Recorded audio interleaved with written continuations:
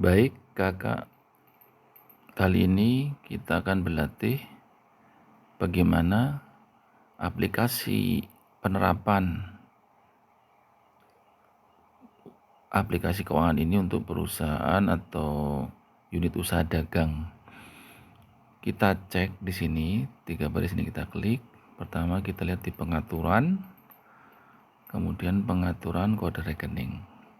Yang harus dipastikan ada adalah di sini pendapatan, itu ada penjualan barang, sudah ada ya, dari bawaan aplikasi sudah ada. Kita klik back, kemudian harga pokok penjualan kita klik, di sini ada harga pokok penjualan ada, kemudian di aktiva lancar ini ada kas, tempat uang masuk, bank kalau transfer, dan yang tidak kalah penting adalah persediaan barang dagang. Ini persediaan barang dagang, ini sudah ada semua. Nah, sekarang kita akan berlatih menginput transaksinya. Kita klik input jurnal. Ini untuk memudahkan penjelasan, kami klik yang di sebelah kiri ini ya. Ini jurnal. Kita tulis dulu penjualan barang. Oh ya, jadi dalam aplikasi ini kita tidak bisa mencatat penjualan itu per unit barang, jadi harus total rekap penjualan barang. Jadi tidak bisa jual barang misalnya beras 5 kilo, per kilonya berapa ditulis di sini, nggak bisa. Ini hanya penjualan global rekapannya. Jadi jual beras 5 kilo harga berapa, ya kita tulis 5 kilo harga berapa totalnya. Jadi misalnya ini penjualan barang dagang.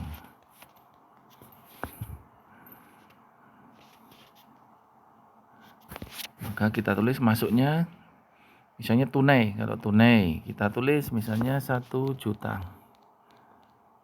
Ini. Kemudian di bawahnya ini kita klik penjualan. Kita cari penjualan barang dagang. Nih ya. Klik penjualan barang dagang di sisi kredit. Karena kasnya kalau penjual itu kita di sisi debit, kasnya masuk. Penjualan itu kalau bertambah di kredit sebagai penyeimbang. Kalau memudahkan dalam penerapannya, Anda cukup pegang kasnya ini. Kasnya kalau bertambah di debit, berarti satunya penjualan itu mesti di kredit. Supaya imbang ini ya, 1 juta, 1 juta. Nah, kenapa saya bilang contoh ini biar ilustrasinya lengkap. Kalau penjualan barang, ini harus ada HPP-nya. Modal penjualan 1 juta ini berapa? Ini mau kita input. Ini kita klik 1 baris lagi. Nah, pertama kita pilih HPP-nya, harga pokok penjualan. Harga pokok penjualannya berapa?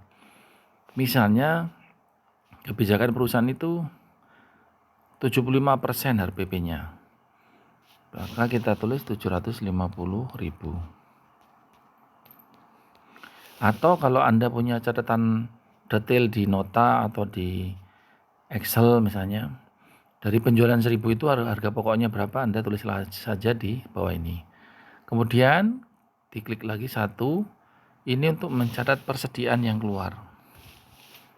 Persediaan barang dagang. Jadi ini mengurangi stok persediaan di toko.